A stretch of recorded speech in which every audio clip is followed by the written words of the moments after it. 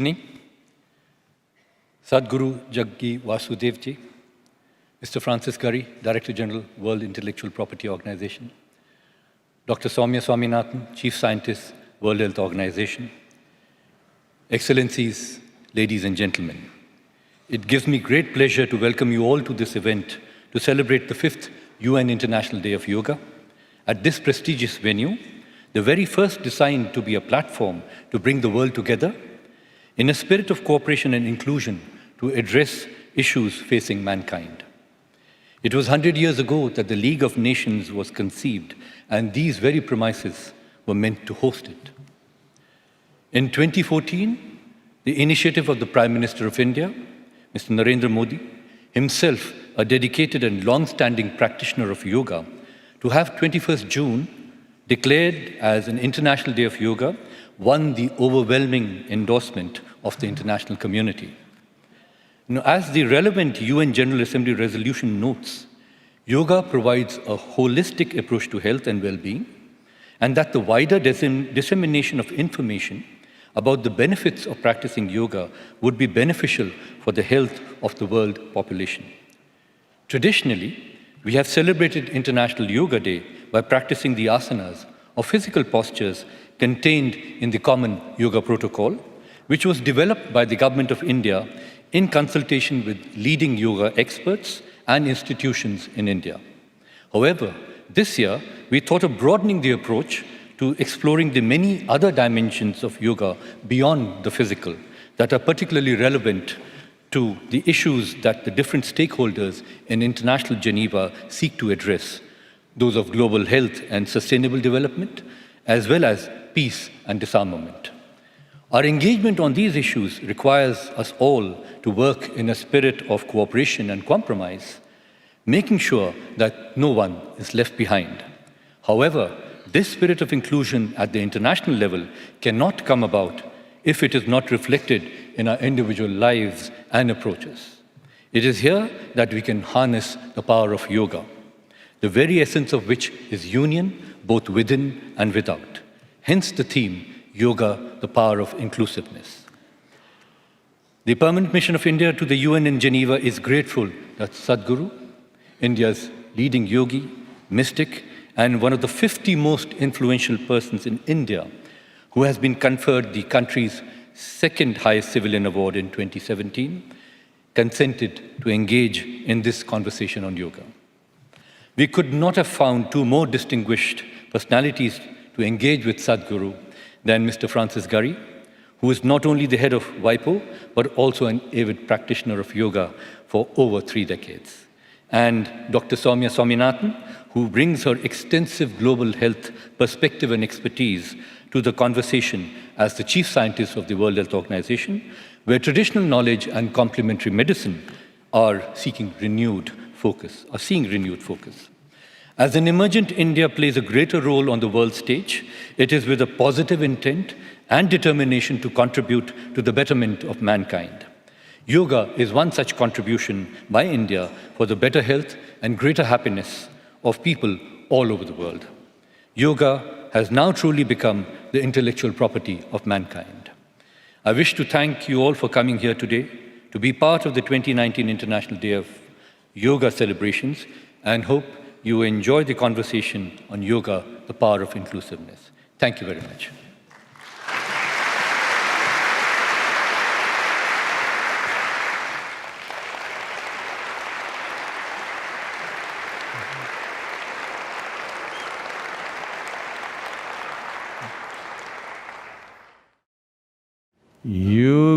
युगरतोवा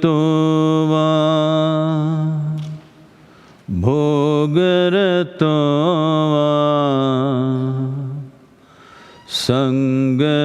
संगरतोवा संगविहीनः यस्य ब्रह्मणि रमते चित्तम् यस्य ब्रह्मणि रमते चित्तम् नन्दति नन्दति Nandateva Nandati Nandati Nandateva.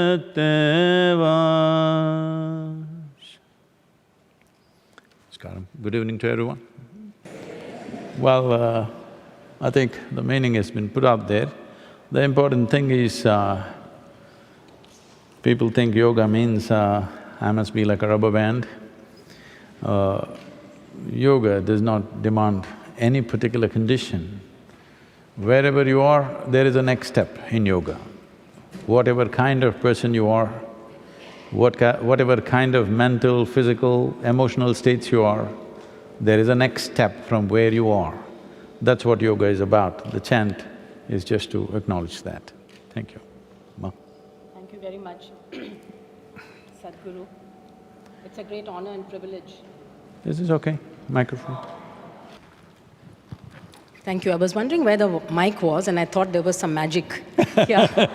You need a beard for that. That's right.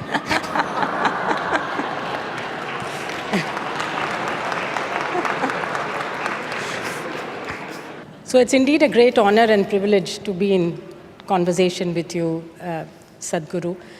I would like to start with the theme of inclusiveness, since that's what the Yoga Day is about, and the theme, as our ambassador pointed out, and the Prime Minister in his message also talked about all the benefits that can come from practicing yoga. You know, science has shown that all human beings are basically the same.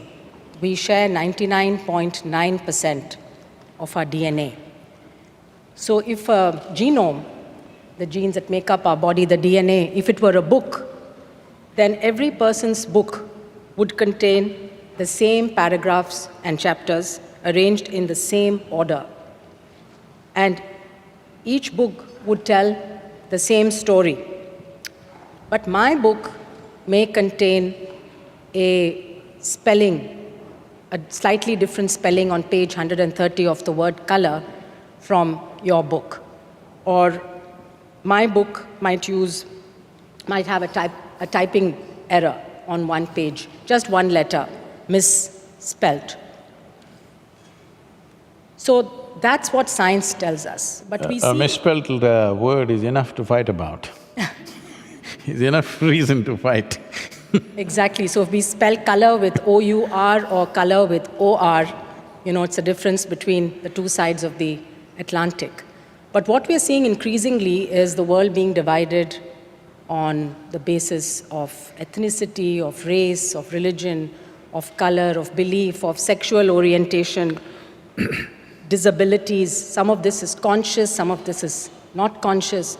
We see large number of people on the move now, refugees and migrants who have had to leave their homes and are living in camps for many months or years together. So when we talk about diversity, very often, you know, organizationally we think only about gender diversity, ethnic diversity. But don't you think that the real diversity the world must tackle is the fragmentation of knowledge to solve the problems that we have today, and the fragmentation of ethical belief systems to guide our moral choices? We see inequalities and iniquities increasing. You mentioned that we live in a world today where for the first time there is enough for everybody, and yet there are large numbers of people who don't have the very basic needs. If inclusiveness is the very basis of spirituality, how can we enable communities, especially our young people, to grow up with a belief of inclusiveness and the fact that diversity is important and we have to respect everybody in the community and provide everybody equal opportunities? Can yoga show us the way?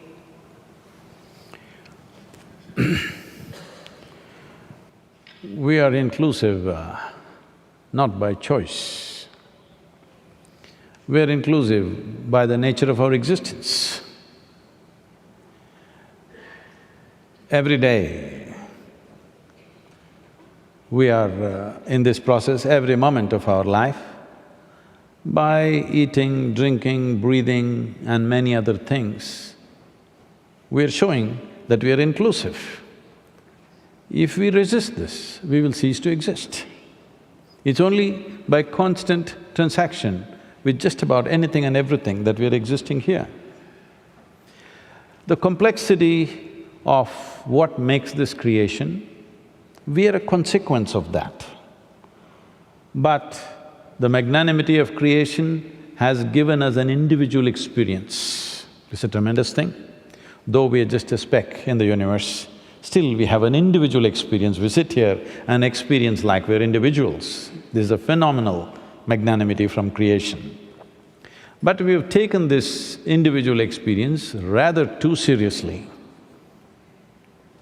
So seriously that we think we are a world by ourselves, each person. When your personal universe does not work very well, you will gather 10 people and then there is a battle. Endlessly it's going on. When we are 2 people, we will quarrel. When we are 10 people, we will fight. When we are 1,000,000 people, we have a war. It's the same thing. The mechanics is the same thing. Because we have taken our individual experience of life rather too seriously. In this cosmic space, this solar system itself is a speck, a tiny speck. In that tiny speck, planet Earth is a micro speck. In that micro speck, Geneva is a super micro speck. In that, you're a big man.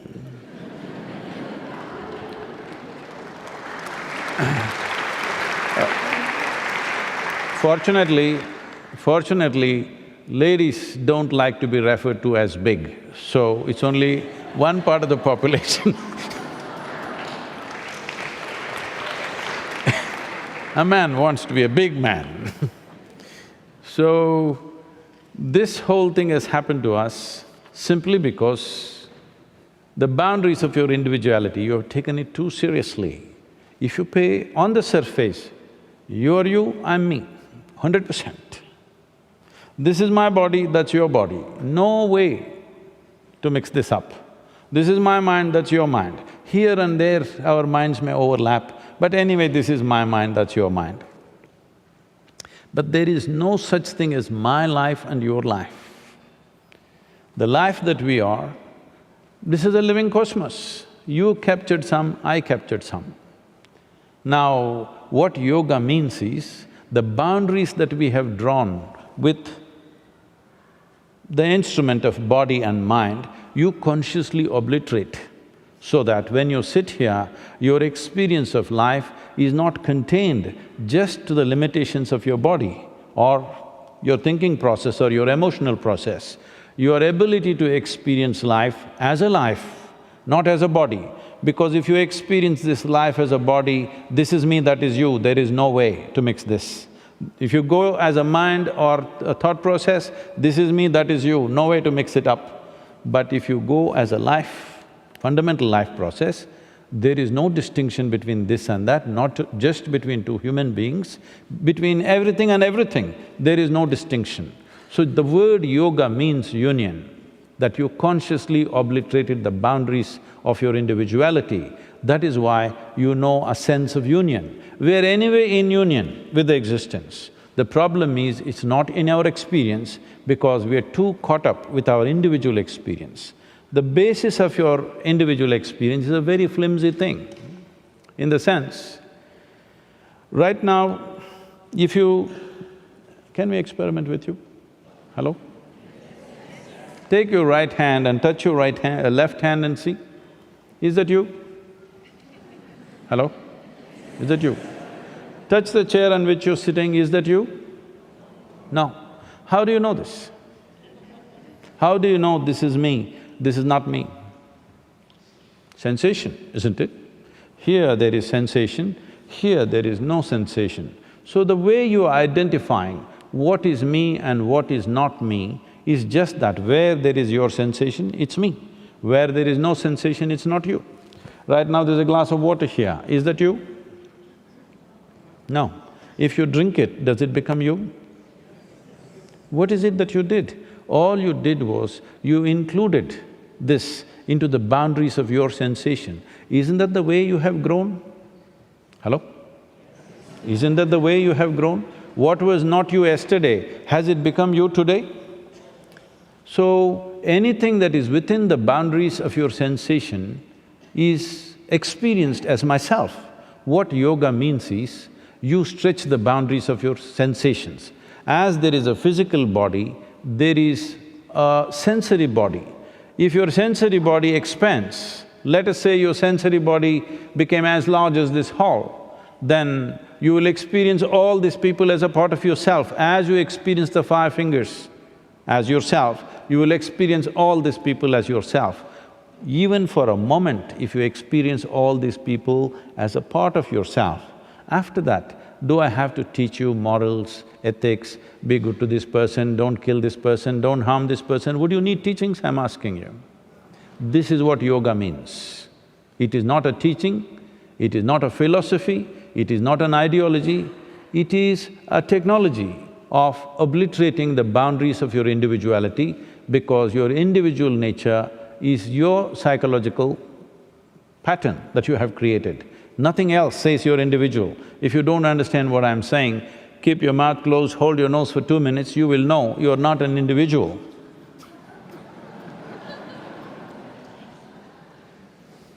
I think what you say makes a lot of sense. And yet, it's very intuitive the way you explain it, but it's not part of our educational system, it's not part of the thought process. More and more people are growing up in urban environments, far away from nature, far away from the experiences you need to feel one with the environment.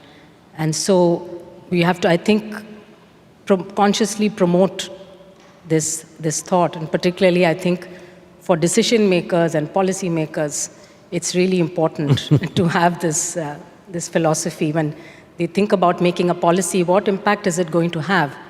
Not just on yourself or your neighbors, but on the wider community, on the water, on the land, on the forest, on the air. Unless we start thinking about each and every policy like that, I don't think we can appreciate really this oneness of being that you described. See, if you take something as a value or a philosophy or an ideology, this will work when you and me sit on separate chairs like this. Suppose there is little space, 5 of us have to sit on the same chair, that's when the trouble begins, okay? You got your big chair, I got my big chair, no problem. But if 3-4 of us have to sit on that chair, now trouble begins. Well, you can have philosophies, love everybody. Can you? I'm asking you genuinely, please tell me. You will love selectively, isn't it? Love thy neighbor. Can you love your nasty neighbor? You will not, okay? It is nice to say these things because it helps to cool you a little bit. But when life puts you to test, it won't last. You've seen it again and again. You said it is not the nature of our education, 100%, that's where the problem is. The real problem is in the way we are educating our generations of people. The question is not about what, it is the way we are doing it. Right now, our education system is 100% dependent upon human intellect. We are treating intellect as the only dimension of intelligence existing in this human being. If I ask you a simple question, you must answer this question because I'm going to bless you. Do you want your intellect sharp or blunt? Okay. Those of you who didn't say anything, blessed. So I'll give you one more chance. Sharp or blunt? Sharp, for sure. Intellect should be sharp. Why? Because it's a cutting instrument. It's like a knife, it's like a scalpel. The sharper it is, the better it is. A knife is a good cutting instrument. If you want to dissect something, you need a razor-sharp knife. It's good to have it. But now you want to sew your clothes, but you do it with your knife. You will be in tatters. That's all that's happening to the world. Tell me who is messing up the world, educated people or uneducated people? Hello? Educated people, because this is the nature of their education. They think they can fix everything with their intellect. They are not even acknowledging other dimensions of intelligence which exist in your system. When I say other dimensions of intelligence, there are… in yoga, we look at human mind as 16 dimensions. Let's not go there, it's a long thing. Simply, to come very simply to this, if you eat… it's mango season, though I am in Geneva, I can talk mangoes, right? Okay. Suppose you eat a mango, whether you're a man, woman or a cow or a goat, it goes into you and becomes who you are, isn't it? Hello? Mango doesn't look like you, taste like you, feel like you, but it goes into you and becomes like you in you. If you're a woman, it becomes a woman, if you're a man, it becomes a man, if you're a cow, it becomes a cow, if you're a goat, it becomes a goat. Very smart mango, you think?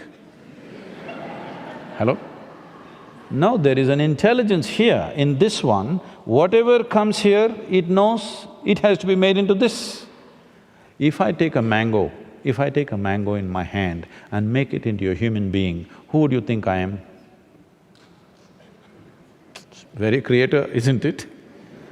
So the very source of creation is functioning within you. The problem with us is, we have been taught all kinds of things. Somebody said those who are deprived of love in their life, that they could not love anybody around them or nobody around them loved them, they said God is love. Somebody who's fallen under desperate conditions, they said God is compassion. But if you don't assume anything, if you are looking at creation, because you can only see the creation, you have never seen the creator, all right? If you look at the creation, if you look at a flower, if you look at a leaf, if you look at a blade of grass, intelligence, intelligence, intelligence, isn't it? Phenomenal intelligence, yes or no? But nobody said God is intelligence. If you had said this one thing, we would have much smarter world today. Because creation is the highest level of intelligence you have seen. You're just one little product of that, isn't it so? Hello? With all your brains, you still not figured out one atom in its entirety. We know how to use it, we know how to break it, we know how to fuse it, but we don't know what it is. Because the basis of creation is a phenomenal intelligence, beyond anything that you can imagine. So if creation is such intelligence, the source of creation must be a fantastic dimension of intelligence. But we said all kinds of things to manage social situations. But if you really pay attention to your own system, the way it is it working because of you? Hello? Can you operate your kidneys, I'm asking? Can you make your liver go better? No. It is not happening because of you, it's happening in spite of you. Yes or no? There's a tremendous intelligence here. How come you think you can never access that? How come you think you can only function from the little bit of memory that you have gathered in the name of education, and you can only use that little bit of memory? Let's understand this, because in the next 5–10 years, artificial intelligence is going to come big time. People who read 10 books became scholars. People who read one book became religious. People who read 1,000 books suddenly became so many things. By memory, isn't it? We are misunderstanding memory to be intelligence. This is the biggest mistake humanity has made. Memory is like this, my memory is my memory, your memory is your memory, isn't it? Isn't this the boundary? Hello?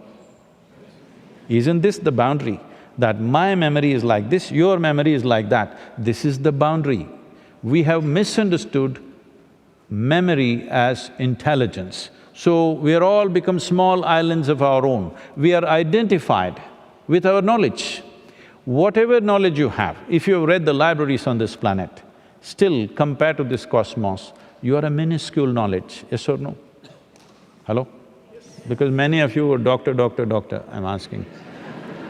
I'm not trying to insult you, but Is it not minuscule compared to the nature of this cosmos, of what's happening here? If you identify with your knowledge, you become that minuscule. Now you have your own world, I have my own world, but our ignorance is boundless. If you identify with your ignorance, we are all together. This is what yoga means. We are always identified with our ignorance, because our ignorance is limitless and our ignorance is seamless. Our ignorance does not separate you and me, because what I do not know, if you see I do not know, your intelligence is constantly alert. The moment you think I know, your intelligence sleeps. If you want to do an experiment, if I ask you to walk from there to there, you will walk, maybe being self-conscious, everybody's watching you. But if I turn off all the lights and make this pitch dark, if I ask you to walk from here to there, you become super alert, isn't it? Hello? Because the power of ignorance, you don't know where the next step is, suddenly everything in you is alert. This is the way you're supposed to live. But the moment you gather a certain amount of memory and identify with that, you sleep through your life. In India, the word that is used for enlightenment is always awakening. When you're already awake, how to awaken you? Because everybody is not awake to the same extent. You can become awake in various levels and dimensions. So the idea is to be fully awake, because your wakefulness is your life. Hello? If you're asleep, would you know that you're alive? Your wakefulness is your life. How awake is how rich and inclusive your life is. Right now, the problem is just this, we are identified with our own little memory pools. So every one of us is a world by ourselves.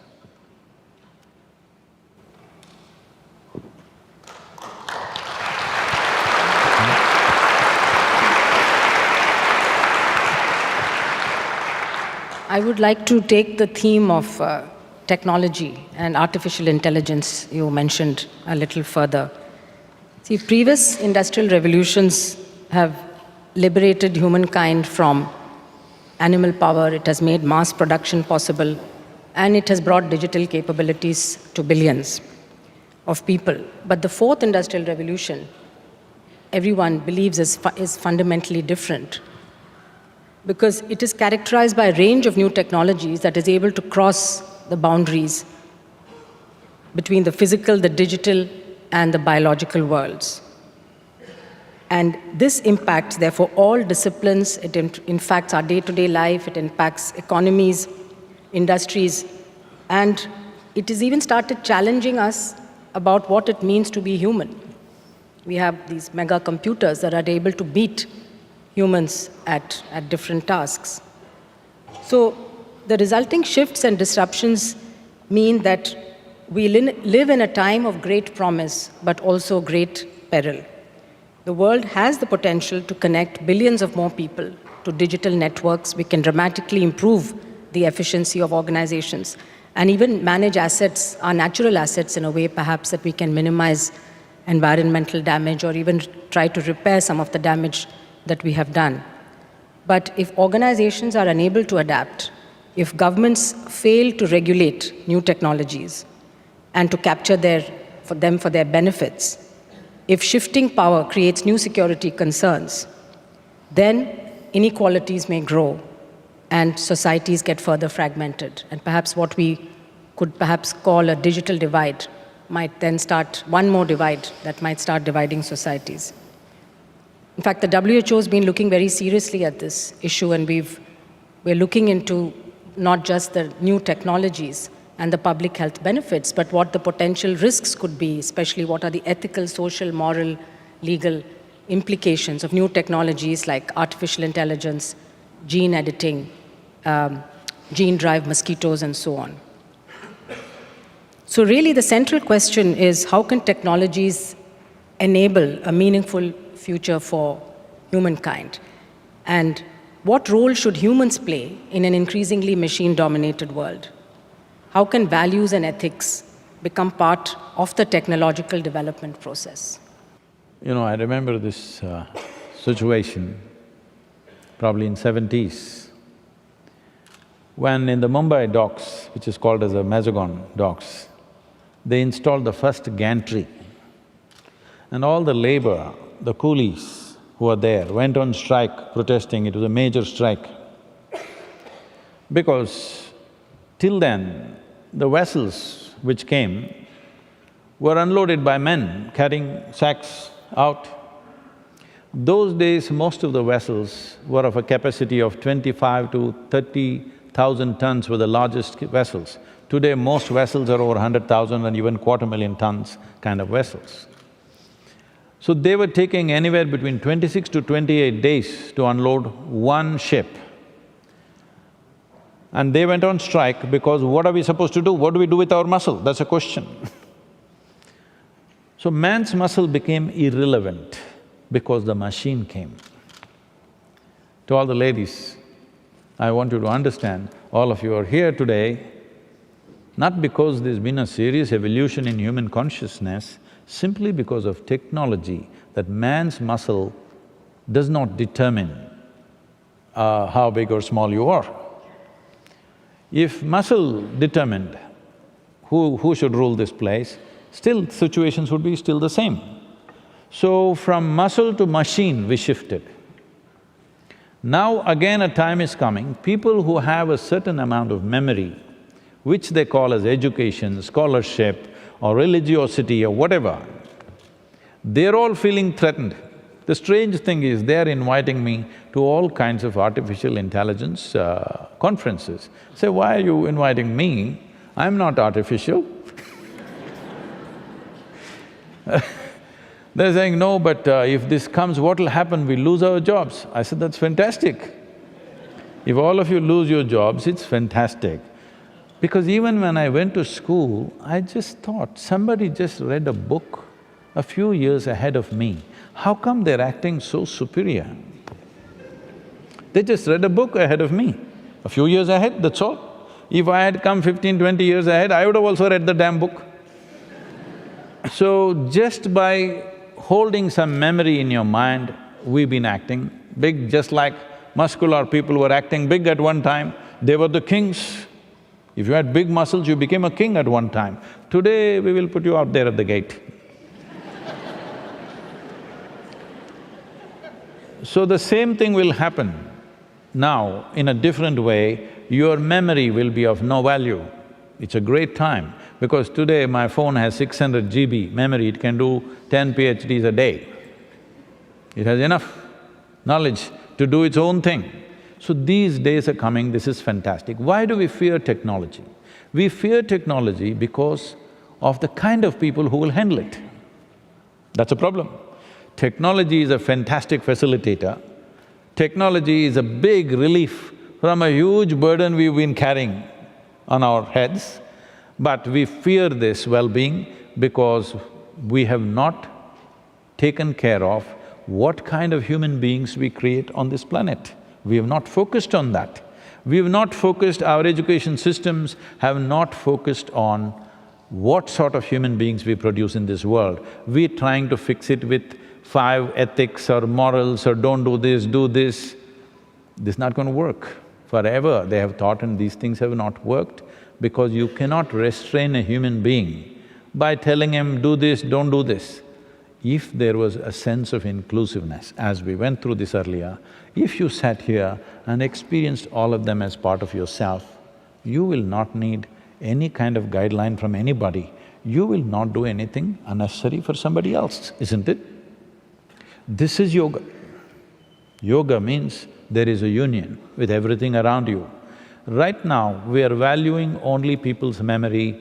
Well, we will produce machines which will have 1,000,000 GB, all right?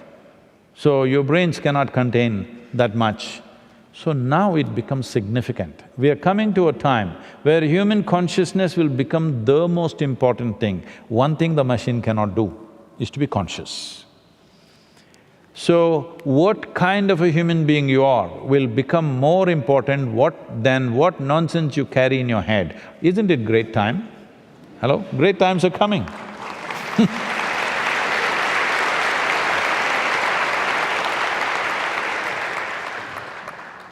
So we should not fear technology.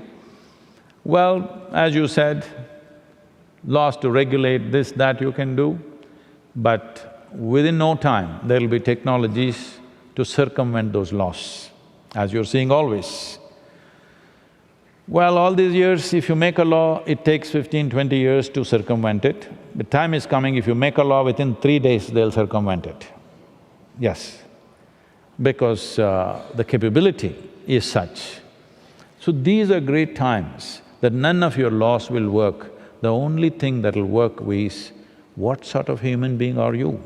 Then human energy, human education, everything needs to focus on what sort of human beings do we produce. This should become the prime interest of humanity, that what kind of a human being am I? Am I inclusive or exclusive? This is a basic question. Yes, you're absolutely right, because right from the first invention of man, which is fire, it can be used for good and for bad purposes. So I think every invention of man has a dual use. You can use it for good, you can also use it for harm. And I think, as you rightly pointed out, it is only your inner ethical and moral compass that guides, what use you put to that technology. But I think we have to be very watchful to see that the benefits outweigh, some of the potential harms, and unless we are proactively thinking about it, it may just come upon us and it may be too late. Can I say something which is a little little ahead of time, but it's time to look at it because times will roll faster in the coming years. See, please look back and see, in this world, people who thought they're really good people, they have created more harm in this world, or so-called bad people have caused more harm in this world. Please tell me. Hello? Good people cause more harm, unfortunately, because it's a good Indian fighting a good Pakistani. It is a good Muslim fighting a good somebody else. It is a good American fighting just about anybody.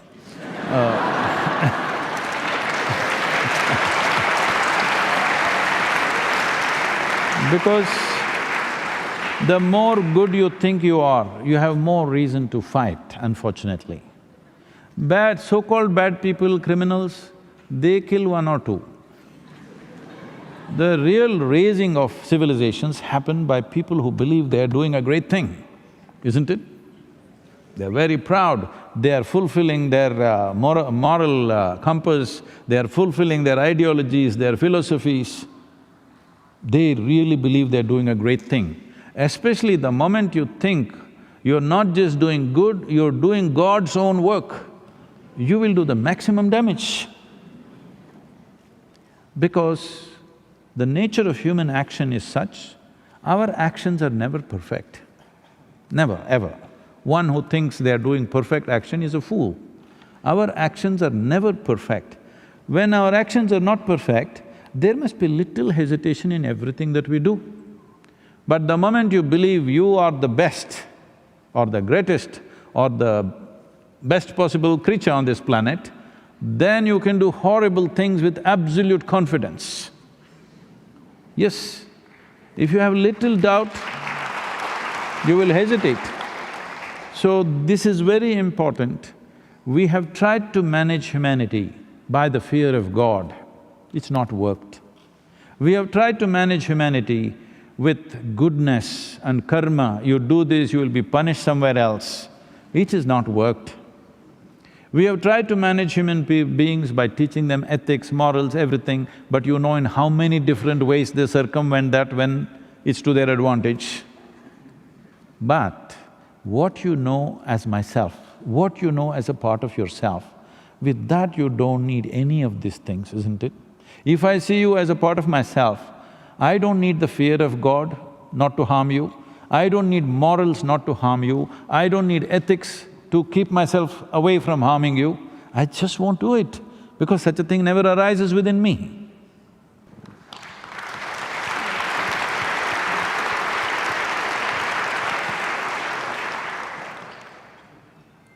So, I think you brought us back to the I'm sorry the if I'm theme very of- abrasive. No. You brought us back to the theme of inclusiveness. Inclusiveness. Yes. I want to ask you next about primary health care and preventive health, because after all, I come from WHO, and we have to remember that we have only about 10 years left for the Sustainable Development Goals to achieve health for all, that is the SDG 3. Now, health was enshrined in the very constitution of the World Health Organization, and health was defined even at that time, not just as a physical health, but also mental, spiritual, and social health, and not just the absence of disease, but of well-being. It was also stated that it's a fundamental right of every human being to attain the highest attainable standards of health, that governments have a responsibility of providing basic health care services to their population, but also that individuals and communities need to take active responsibility and cooperate in order to improve the health of the people. So we see now more and more countries, the heads of states are actually committing to universal health coverage. In India, we have the Prime Minister launched the Ayushman Bharat program last year, which aims to cover 500 million people with not only with health insurance, but also with primary health care services. But again, primary health care, many people think it's been interpreted in different ways. People think about it as an essential package of health services. People have interpreted it as just a selective package of health services which you provide only to the poor. And others have interpreted it from social and political and economic aspects.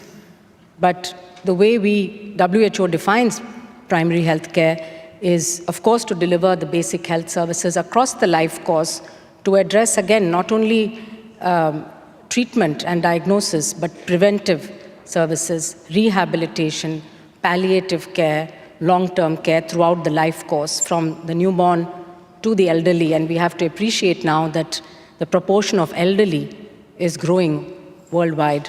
And we will have by 2030 about 500 million people globally over the age of 80 years. And the most rapid increases are going to happen in Asia, Latin America, and Africa of elderly. How do you integrate them? How do you make sure they live good quality of life till the very end? But primary health care is also about making the right policies, public policies, like banning tobacco and smoking in public places, by making sure that there are water and sanitation services. We're banning tobacco and make marijuana legal. That's another debate, yes. And also the third element of primary health care is to empower individuals and communities, actually, to take action at the local level so that they can optimize their own health. They can advocate for policies. We see young people now, Greta Thunberg, the 16-year-old who has been advocating for climate change and who's actually managed to get heads of state to stand up and take notice of what she's saying. So I think a lot of hope now in young people. But people need to be co-developers of health and social services, but also they are self-carers and caregivers to others within their own families and communities. How can we integrate the practice of yoga and traditional medicine into our primary healthcare services so that they keep people healthy? It's not a question of treating illness once they're already ill. It's a bit late. Of course, there are medicines and things which you can use, but the aim should be to keep people healthy as long as possible. How do we integrate this, and have you had personal experience in India of being able to scale that up? Well, the last part of your question is easy for me to answer. How to integrate yoga, how to make it available, large scale, various things are being done. But the larger part of your question, you will not settle with a simple answer from me, because better than anyone, you know the complexities involved in that. And as you come up with more solutions, people will come up with more issues. Let's say now you spoke about India, Ayushman Bharat. The wonderful thing is Prime Minister is taking two parallel ways. One is he's pushing yoga on one side and talking about insurance, when you fall sick, falling sick is not your privilege. Every human being needs to understand this, that it's not a privilege or your right to fall sick. You have no business to fall sick. But if it happens, it is only an emergency net. But in advanced countries, in Western countries, particularly I'm watching in United States, people think insurance is their privilege and they must exercise it. A nation with see, an individual person or a society or a nation seeks affluence. In the initial stages, because affluence promises choice of nourishment. In later stages, affluence brings choice of lifestyle. This is all human beings are seeking through affluence. So the most affluent country on the planet, which has a wide choice of nourishment and lifestyle, 70% of them are on prescription medication, spends over $3 trillion as healthcare bill. A country which has so many choices of nourishment and lifestyle should not have a healthcare bill like that, isn't it? Hello? But 70% are on prescription medication, the remaining 30% of course buying it off the back streets. Every nation is heading in this way as if this is the example to follow. Every nation is moving in that direction, that people are beginning to think, my health is my government's responsibility, or maybe it's the WHO's responsibility. No, every individual needs to understand my health is my business. If it goes wrong, somebody will support you, that's a different matter. But staying healthy is my business as an individual person. This is what yoga inculcates, that your health is 100% your business.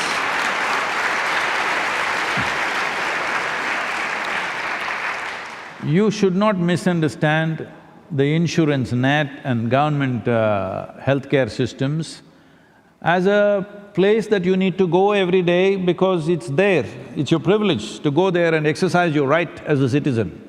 You have no business to go there as a life. As a life, you have no business to go to your hospital. You must live well and go straight to the undertaker. Yes You're going to the hospital because not enough attention has been paid as to how this mechanism works. The most complex, the most sophisticated machine on the planet is human mechanism. Do you agree with me?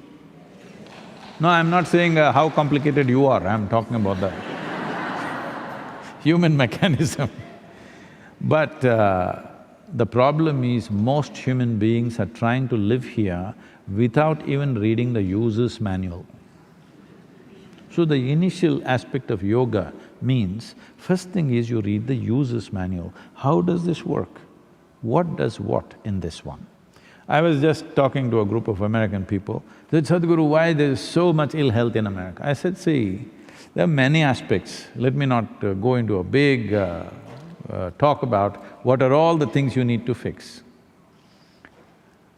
I said, if you just allow me to redesign your furniture in America, you will see your healthcare bill as a person will come down minimum 30 to 40%. Just your furniture, the way you sit.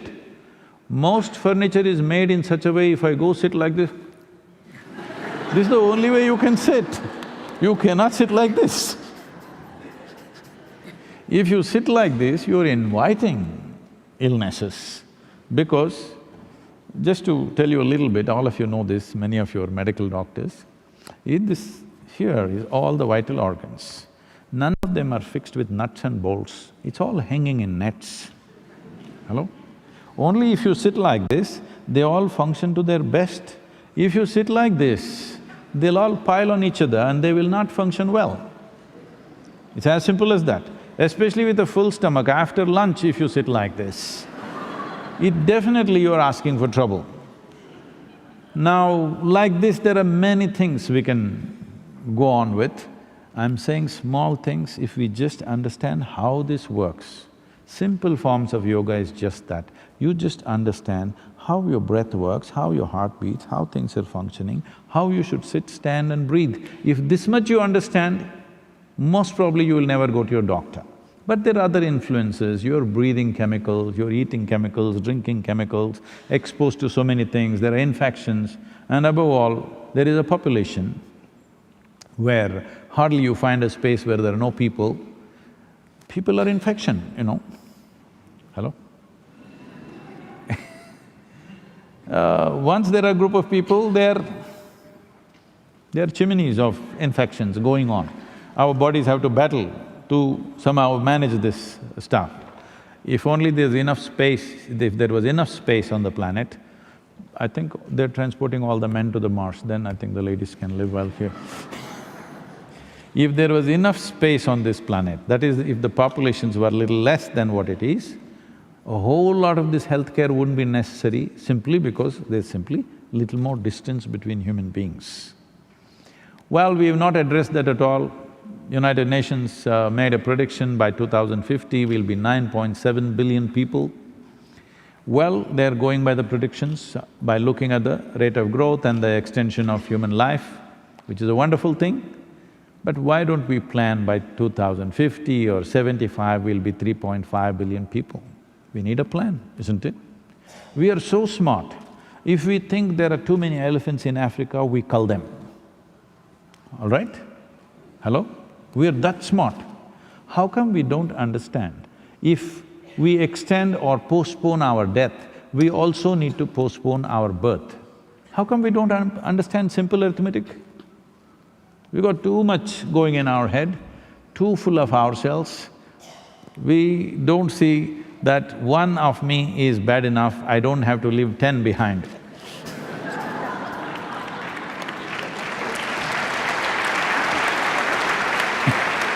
I'm not saying children are wonderful, all right? But we produce children, we must also leave a wonderful world for them to live, isn't it? If you create a nasty and harsh world, if you create a very harsh world and go, these wonderful children that you bear will become ugly animals, believe me. It's very important that we leave a pleasant and wonderful world so that they can fulfill their lives as wonderful human beings. Is this not important? So if we want to address healthcare without addressing population issues, I think we are not serious about what we're talking. We cannot talk about human health without addressing the population issue in a big way. Most nations have just given it up because it's religiously sensitive or whatever. Even in India, there was a family planning ministry. Now that has been transformed into family welfare. I appreciate the intention, but we must be able to gauge the realities of our existence, not ideologies of what we think, isn't it? In the beginning of 20th century, we were only 1.6 billion people. Today we are 7.6 billion people. In 1 century, this is not just because of reproduction, this is because human life, people are living more full. For example, in 1947 when India got its independence, the average life expectancy of an Indian was 28 years. Today it is 71, fantastic. We want it to become 91 if it's possible. Average life expectancy should be 85, 90, it should get there. But when we postpone death, we must also postpone birth. It is not compulsory that everybody must reproduce. This is coming because of a tribal mindset, what will I leave behind? It is because of this people want to accumulate things that they don't need. They want to grab everything, half the world they want to conquer because they got 10 children. This needs to go. A time has come where human consciousness should become more important than human biology. If you're identified with your biology, you're still having an evolutionary issue, isn't it? Hello? If your biology is the most dominant force in you, you're still having an evolutionary issue. It is time we think beyond our biology. Many of you who are here with your spouses or your partners, you didn't deliver your spouse, isn't it? But you're doing quite fine with them. I'm saying you can do quite fine with people that you don't deliver.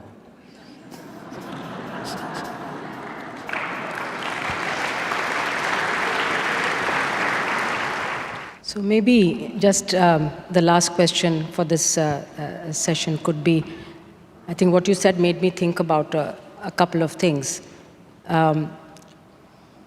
Immunization, vaccines have been one of the greatest public health discoveries. In fact, one of the reasons why the lifespan increased so much Yes, definitely. is because of the availability of vaccines. We used to lose, half the number of children who were born used to die of pneumonia, diarrhea, and other infections. Today, that mortality has been brought down significantly thanks to vaccines, but also to antibiotics. But now, suddenly, we are seeing a different trend. If you look at the news, every day you hear about measles outbreaks, not in some remote corner of Africa, but in France, in Germany, in Ukraine, in the United States.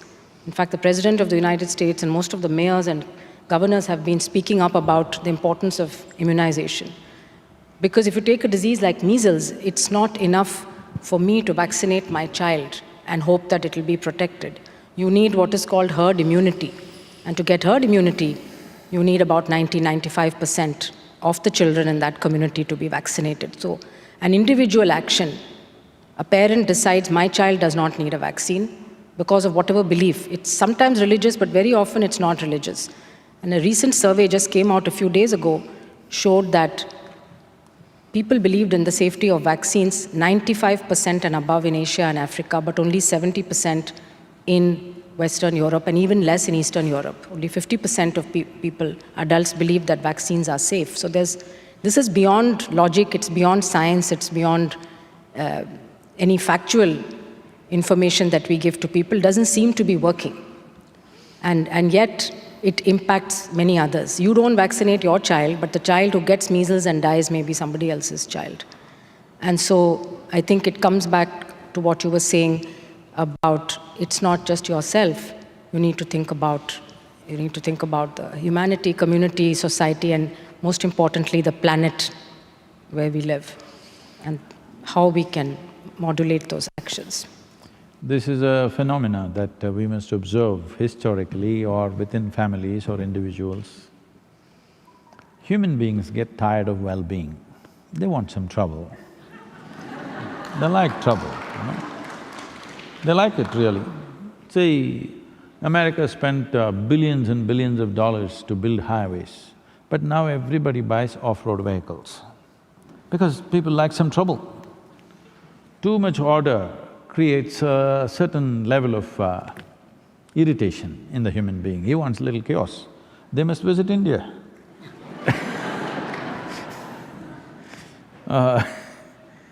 So, this campaign is gaining momentum particularly in California, big time. A whole lot of parents coming to me and asking this, I'm telling them, don't be a fool, because when you find your child is either crippled with polio or something else… I remember this very well. When I was in school, there were 4 children in my school. I never stayed in one school for too long. So I was there maximum 2 years, 3 years in any given school, 3 was the maximum. So in that high school where I was in one school for 3 years, in high school there were 4 polio-affected boys, 3 of them boys, 1 girl, who came to school in in a wheelchair, but many places the wheelchair wouldn't go in those days, so they would drag themselves and go. It was so terrible to see them.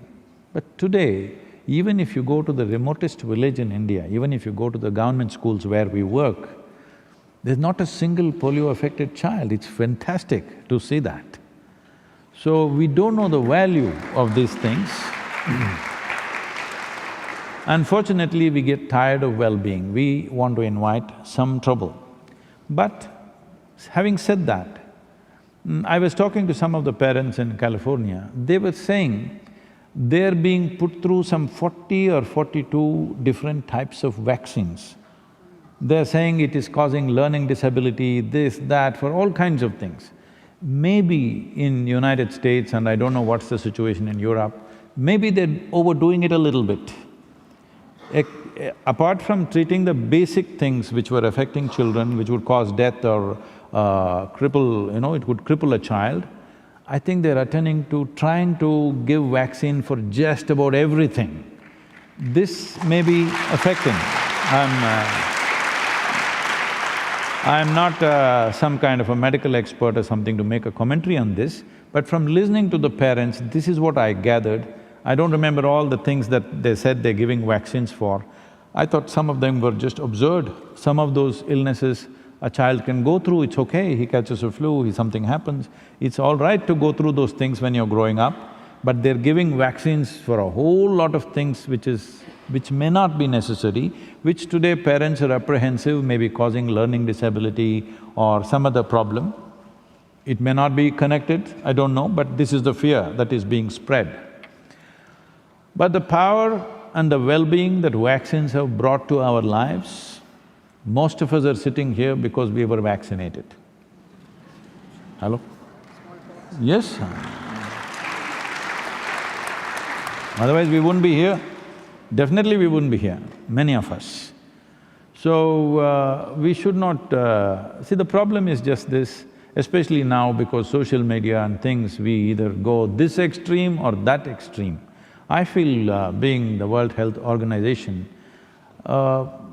please look into this, I'm not an expert, but what kind of vaccines they're giving in… the spectrum of vaccines they're giving in United States, for example. If it is too much, I think WHO should tell them, this much is not needed, this is compulsory, rest is by choice. If it's made like that, I think there'll be a more healthy proportion. Otherwise, some parents are just not vaccinating their children. I said, you must be crazy, you'll lose your child. Anytime it can happen, the child goes to school and that may be the end of it. But out of their, their fear that vaccine is going to damage their brains or something, they are going for this kind of decision-making. I think a clear statement from an organization like WHO would help parents to make a better choice.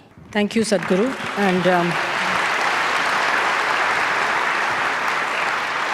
I just wanted to clarify that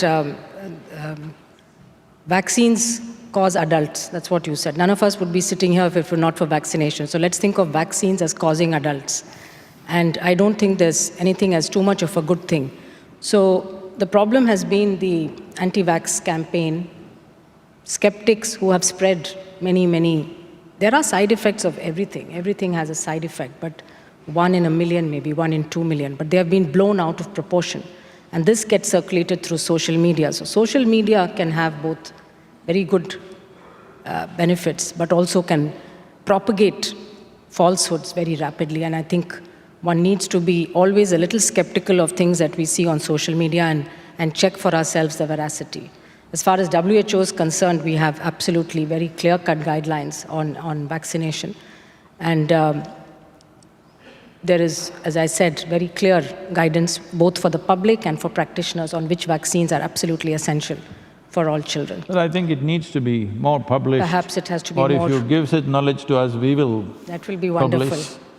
Because when I spoke to the parents, their concerns were genuine. They're not those flaky, new agey types. They're genuinely concerned that this may affect their children. You're right. I think the messaging probably needs to be done through people whom they believe. And some people believe the doctors, but maybe they also like to hear it from others. So if there's credible scientific information… yes. And also clearly what is a must and what is choice. What is If optional. that is created, I think it'll be good. Thank you very much Thank for you. this opportunity. Thank you very much. Namaskar.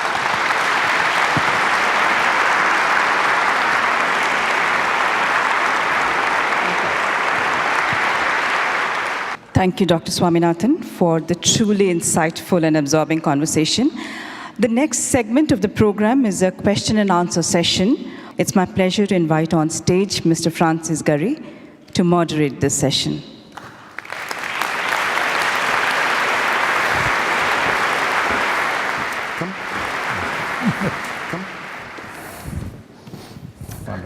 Thank you. Thank you so much. She was a doctor, it's okay. You're a lawyer, don't ask difficult questions.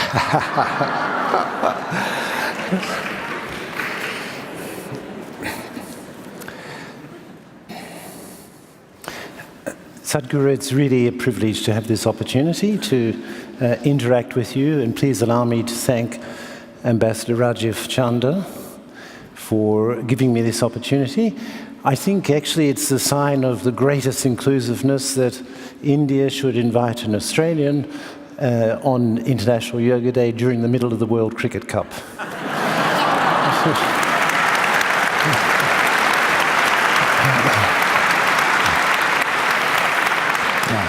So this doesn't mean we are this doesn't mean we are going to be kind to you on the cricket field. I've noticed. So now I have many questions from many people in the audience who would like to ask for your wisdom, but may I start by asking you one myself?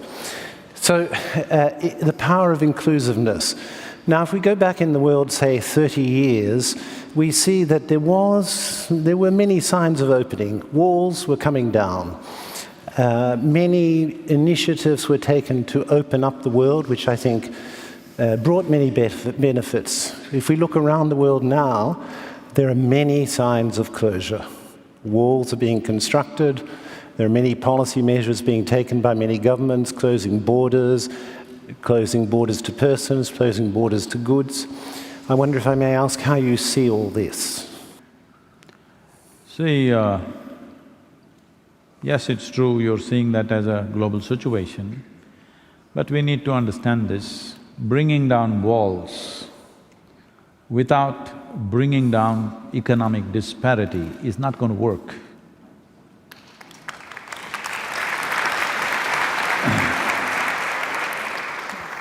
When we brought down walls, then itself we should have understood that we must strive to bring down disparity in the world. No man or woman wants to leave their home and go somewhere else to some strange land and live there just for survival. Nobody wants to do that.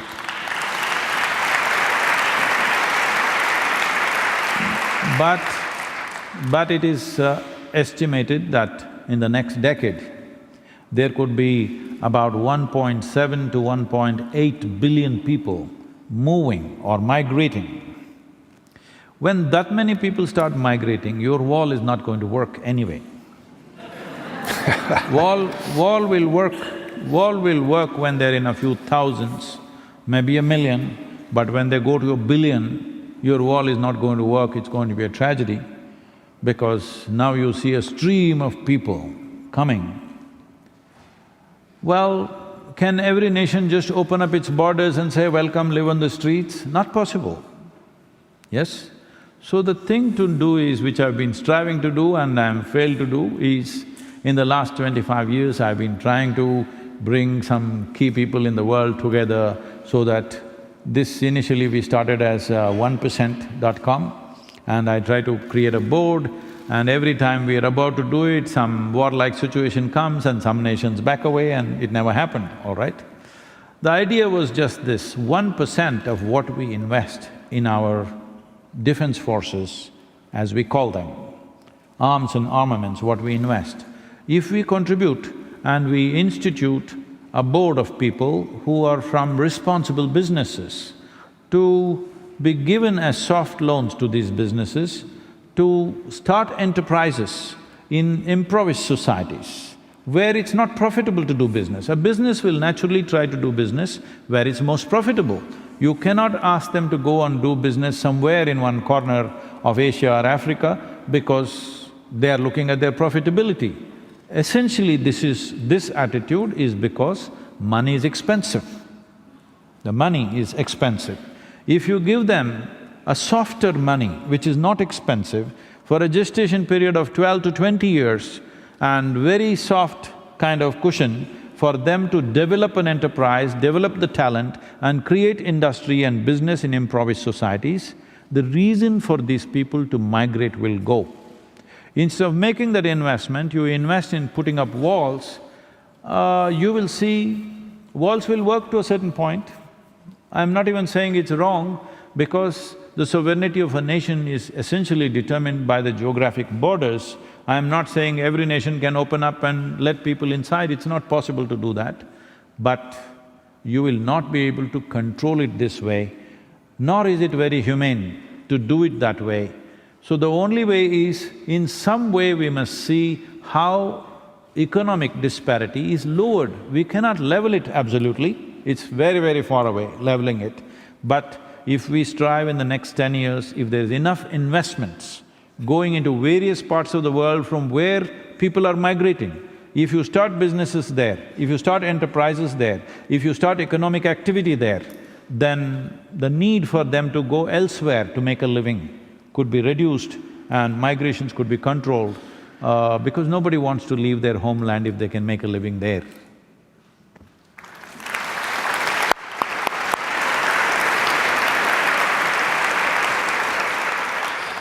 So if I may turn to our audience, the first question is from Jitendra Khanna, who is an ex-WHO employee. And the question is, physicists have concluded, as of now, that the universe is deterministic. So, is there free will for humans, or is free will an illusion?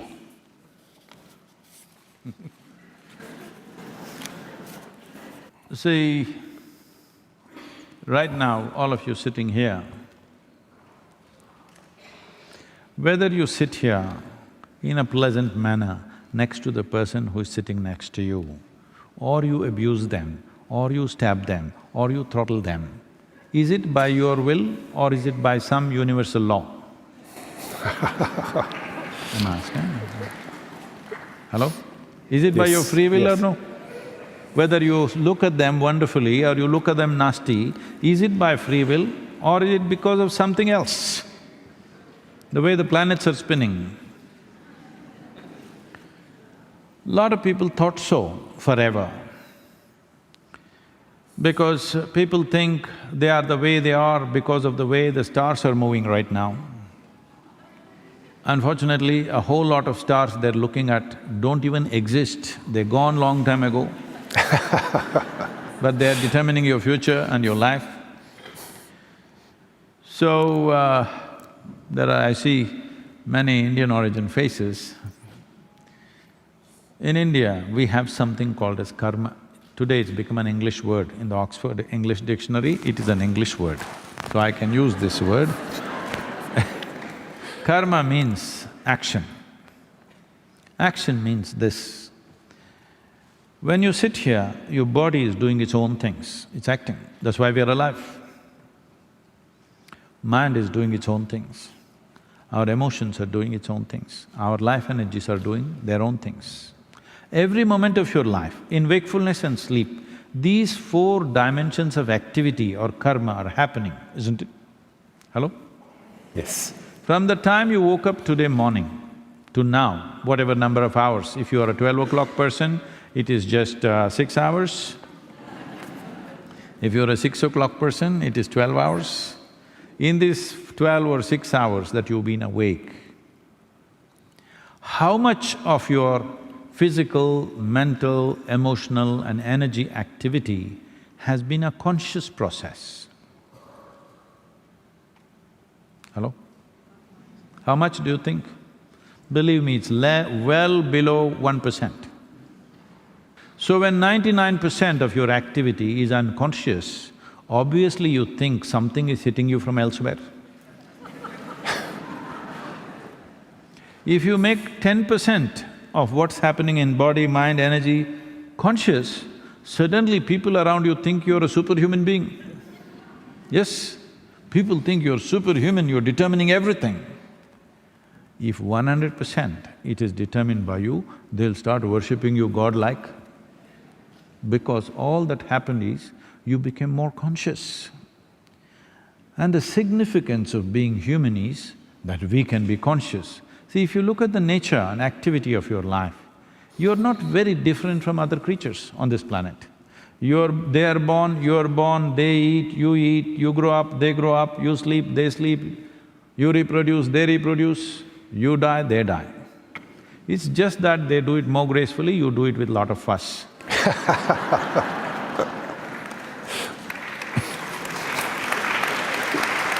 So, your activity and the life that you do is not very different from other creatures. Only thing is, we can do the same things consciously. That's all the big thing about us, isn't it? Hello? Yes. That is all the big thing about us. We can eat, sleep, reproduce and even die consciously. This is the big dimension of being human. So if you do not exercise this one thing, it is an evolutionary problem. You're going backwards in evolution. The life is striving to go forward. This is not your or my intention. Life is naturally striving to move forward. When you were a monkey, I'm sorry, this is not my statement. Charles, that Englishman, you know. Yes. Charles Darwin said this, when you were a monkey, you did not desire to become a human being. But the life within you is longing to move on to the next possibility. Out of that, we are a consequence. Hello? So the consequence is not of physical super capabilities as Hollywood movies are trying to show. Essentially, the consequence is we are more conscious. Because physically, if you become, let's say, far more capable than a chimpanzee or far more capable than a cheetah or a panther or something, you would just be a super animal. You became human only because you became more conscious than other creatures. If you do not exercise that consciously all the time, you will fall back in no time. Thank you.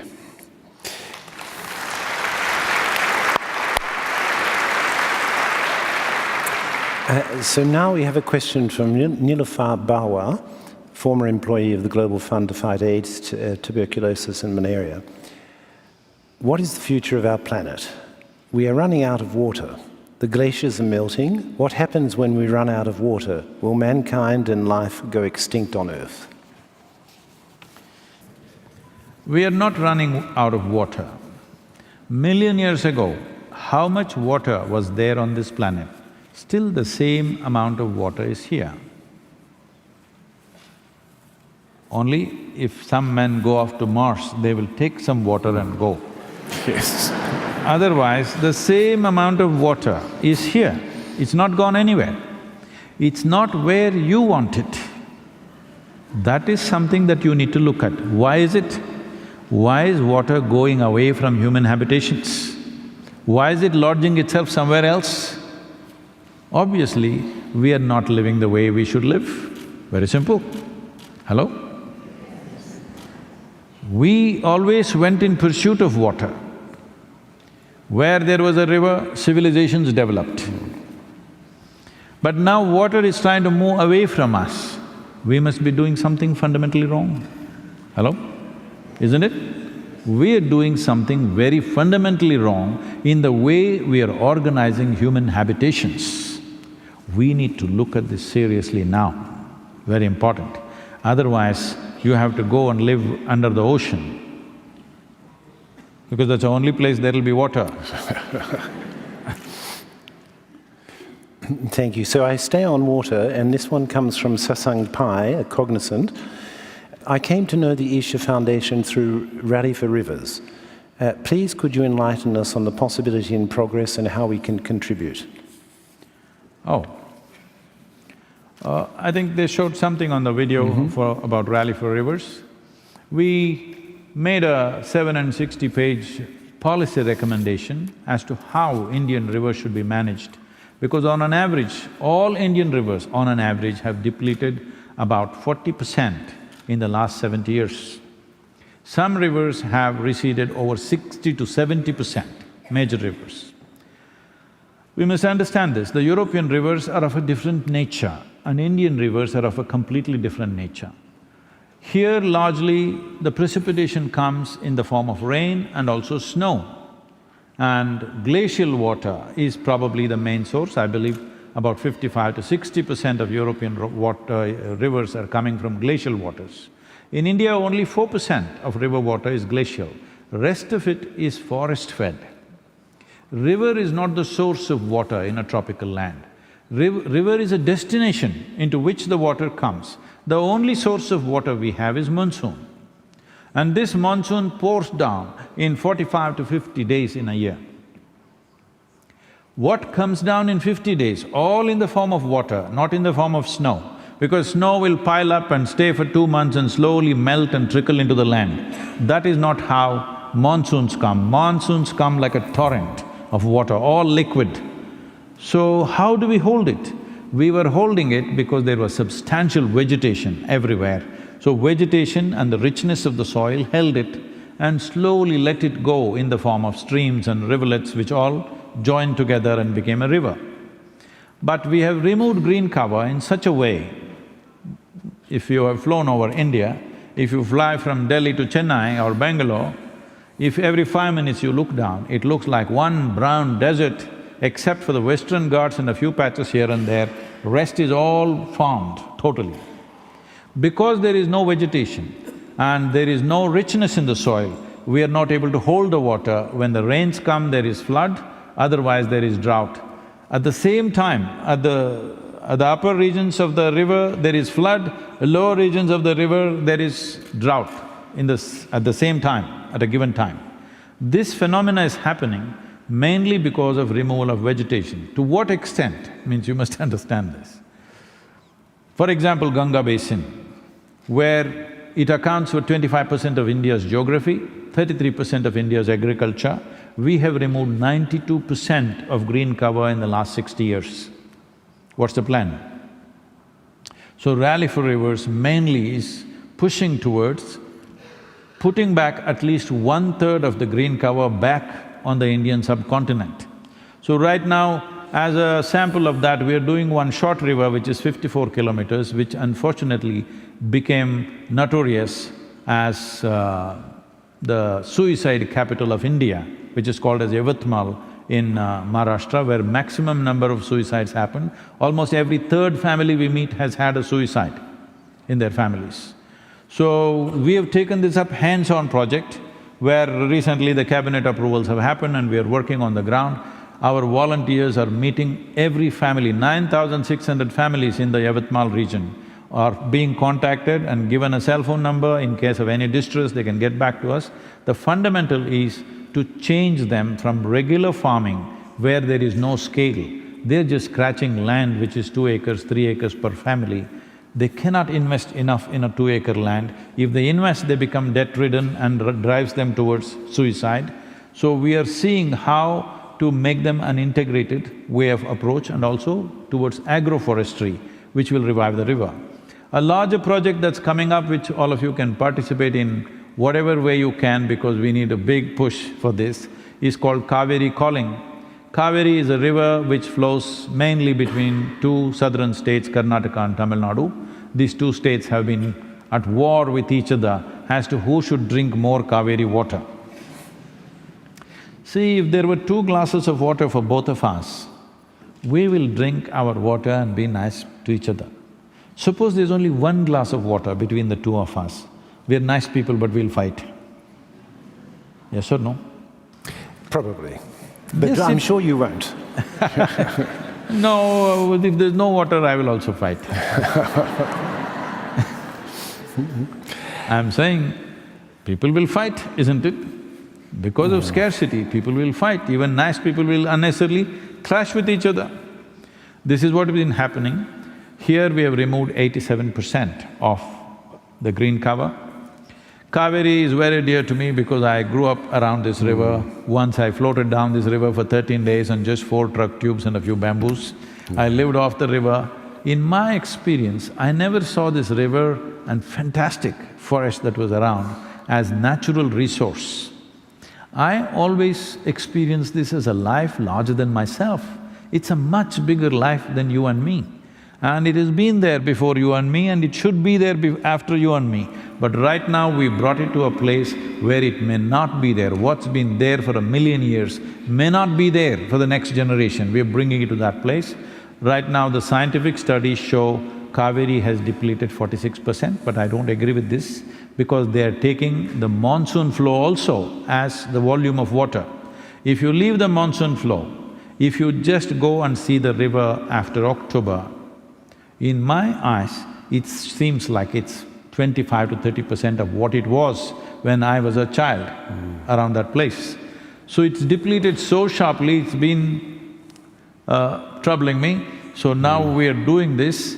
This is a rally of a different kind. The Rally for Rivers was purely an awareness, because river is a concurrent subject in India between the central government and the state government.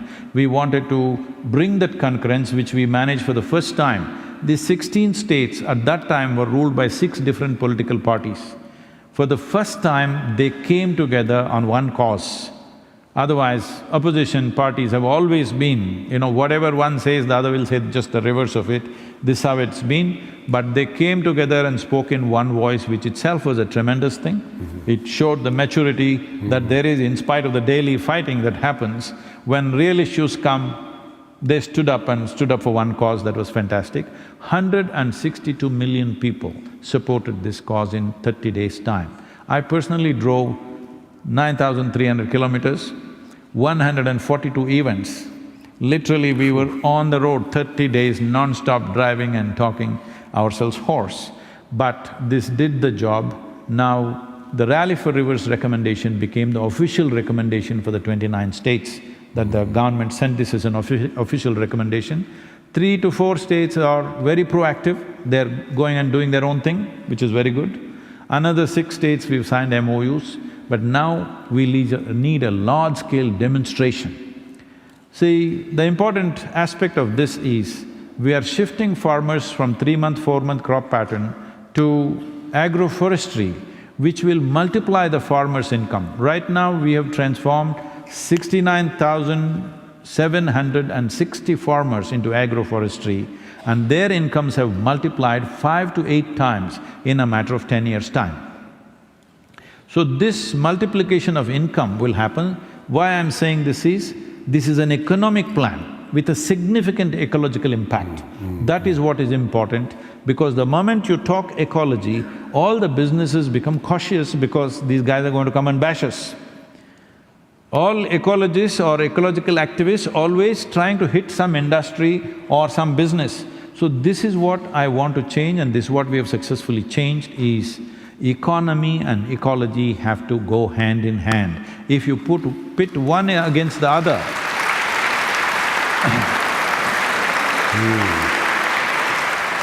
if you pit one against the other, economy will win hands down, ecology will be battered. So that is what has been happening, especially now in India, because we are looking for an economic surge. We are talking about becoming a $5 trillion economy. When we go like this, there is a possibility ecology could be trampled. So we are working with the governments because it's very, very important. This is something always, at least in India, the people who represent ecological concerns have never worked with the governments, always against the government.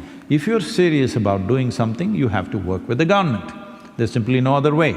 Well, there may be compromises because they have their own concerns, they have their own political and budgetary issues, and various other dimensions are there, not just some ideal that we hold.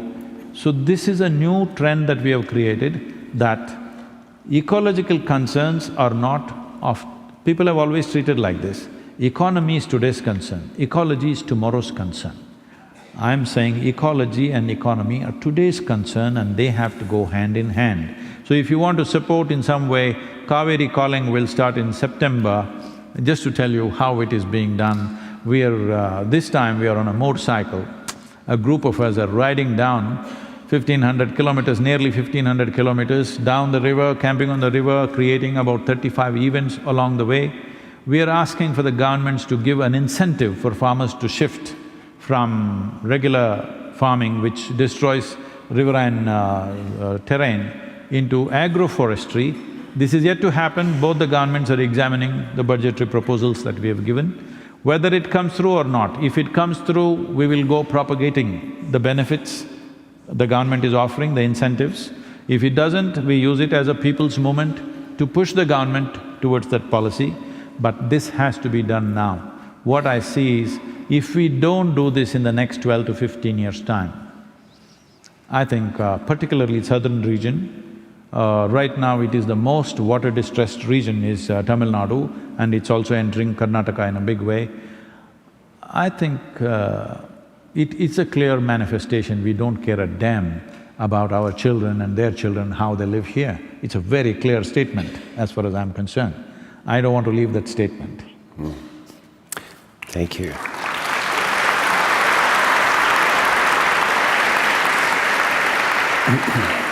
So this question takes us more explicitly to yoga. Yoga seems to be the current buzzword, from exercises, asanas, to meditation for body and mind well-being. How exactly do you define yoga?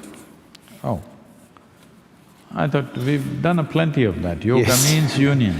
Even the chant we did was just that. You do it somehow, okay? You do it with austerity, or you do it in a pleasurable way, you do it sitting alone in a mountain, or you do it being with everybody, somehow. How the hell you do it, it doesn't matter. Somehow, you should become like this, that if you sit here, your experience of being alive is fantastic. Nothing need to happen.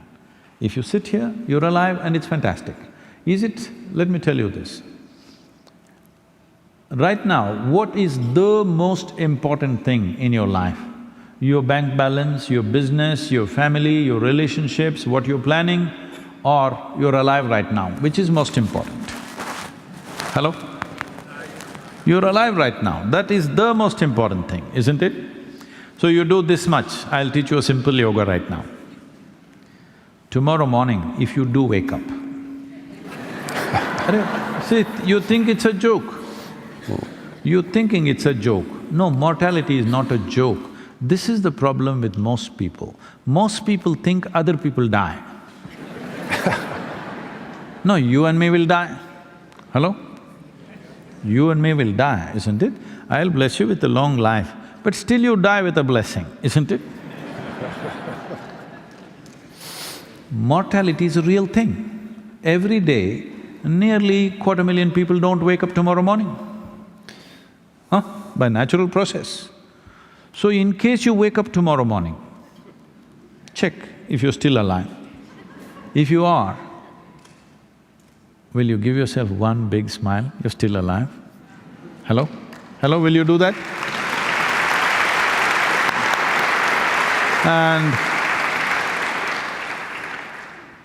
And every day if 250,000 people die, at least 5 to 10 million people would have lost someone who's dear to them.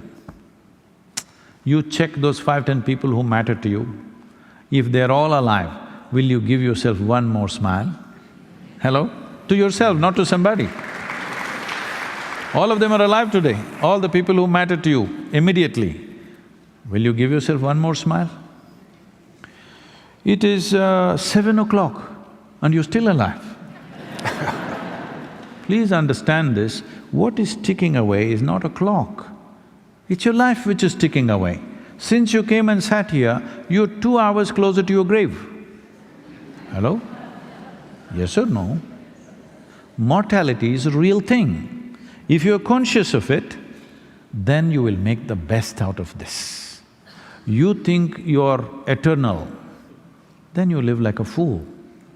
You have time for all kinds of idiotic things. If you know life is ticking away, you will do the best things that you can do, isn't it? Hello? You will not do the best thing, you will do the best things that you can do, and this is all we can do. In your life, if you do not do what you cannot do, that's not the issue. But if you do not do what you can do, you're a disastrous life. So yoga means to avoid this disaster.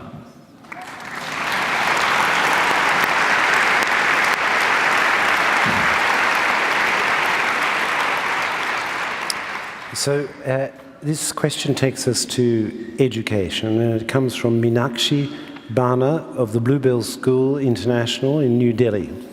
What can schools do to inculcate ethical living in a joyful way?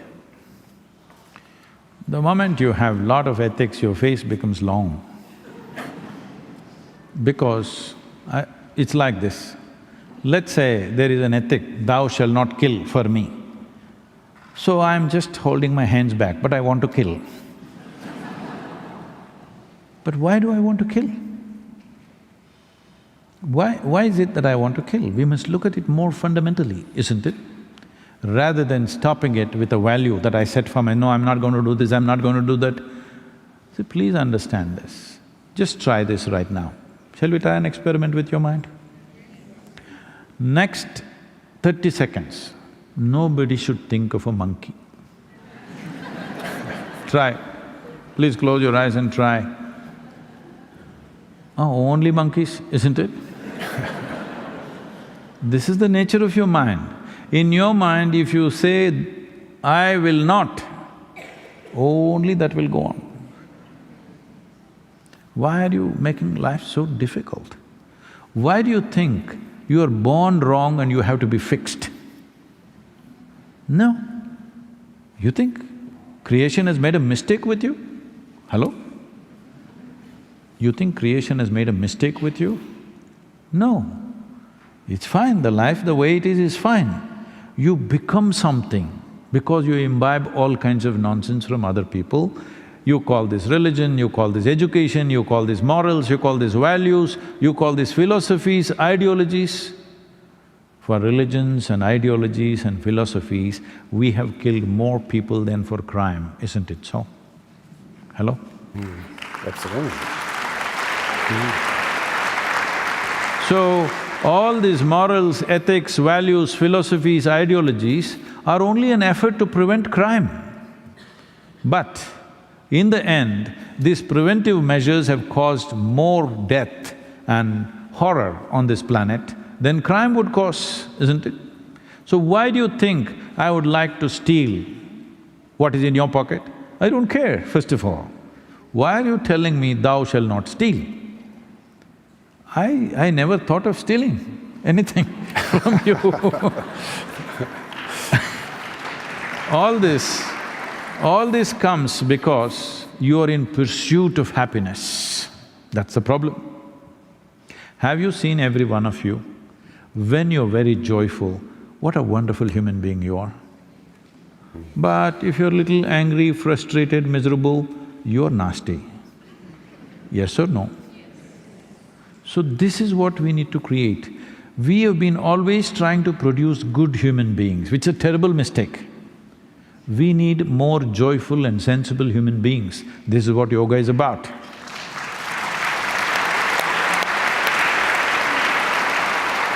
Joy is an insurance. Joy is an insurance. When you're joyful, you want to kill somebody? Hello? Only when you're miserable you want to kill somebody, isn't it? Thank you. Now, I think if I'm reading, we're coming to a… may we have one last one, perhaps? Okay. There are many questions, but a last one from Hiranjani, a Biz. Spirituality, and I think you've just been addressing this to some extent, spirituality and religion are often misunderstood at all levels.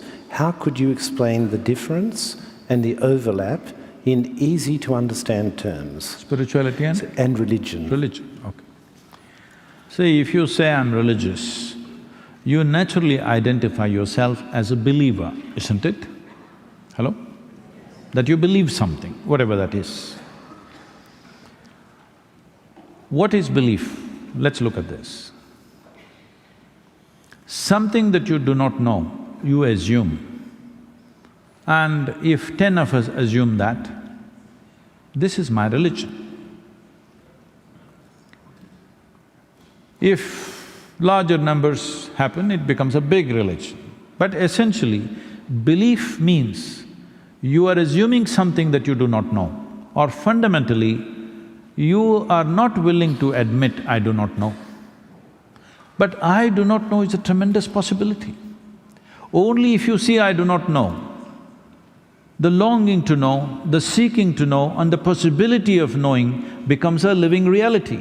Everything I do not know, I believe. Now what is all the problem in this world? One man's belief versus another man's belief, religious or otherwise. Yes? If you saw that you do not know, would you have a reason to fight with anybody? So if you saw you do not know, what do? The nature of human intelligence is such, it cannot simply sit here with I do not know, it will seek. When you become a seeker, a spiritual, somebody who's on the spiritual path always refers to himself as a seeker. The qualification to become a seeker is you have realized that you do not know. Yes? You know that you do not know. Once you know that you do not know, seeking is not an option, it is the nature of the human intelligence. Once you really see, I do not know the nature of my existence, sitting, standing, sleeping, your intelligence will seek. You don't have to go and seek somewhere. Seeking does not mean you join a group. If you simply bring this home to you that I really do not know a thing about this life, I'm asking you, do you really know? Do you know where you come from and where you go? Hello? You don't know? No. You can bullshit yourself. I came from heaven, I'm going back to heaven. If you're so sure that you're going back to heaven, why don't you go today?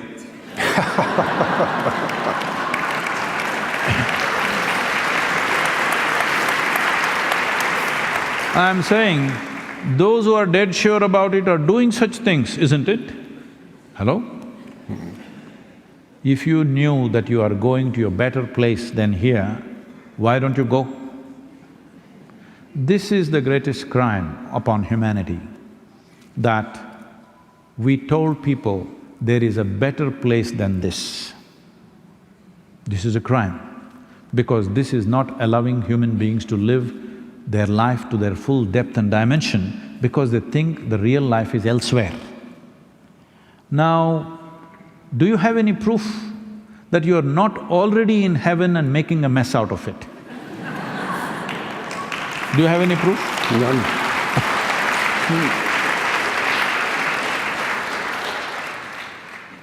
If you understand, if you pay enough attention to life, if you see on the surface, this is a leaf, this is a flower, this is that, everything we know. But if you pay enough attention, you don't know a thing. You really don't know a thing, not even about your own existence, isn't it? When this really comes home to you that I do not know, you're a natural seeker, you don't have to join any group, you don't have to follow anybody. You're a natural seeker. In whichever way your intelligence can seek, it will start seeking. In every possible way it will seek, because this is the nature of human intelligence. Seeking is not a choice. You can stop seeking simply because you make up something and you believe it. If you don't believe or disbelieve anything, you simply pay attention to everything, you will become a seeker. Because it is only human attention which opens the doors of this universe. Without a penetrating attention, nothing will open for you. But once you believe, you don't have to pay attention to anything, because you know it, you know everything, how it happened and how it's going to end. It's already ended. Thank you so much. Thank you.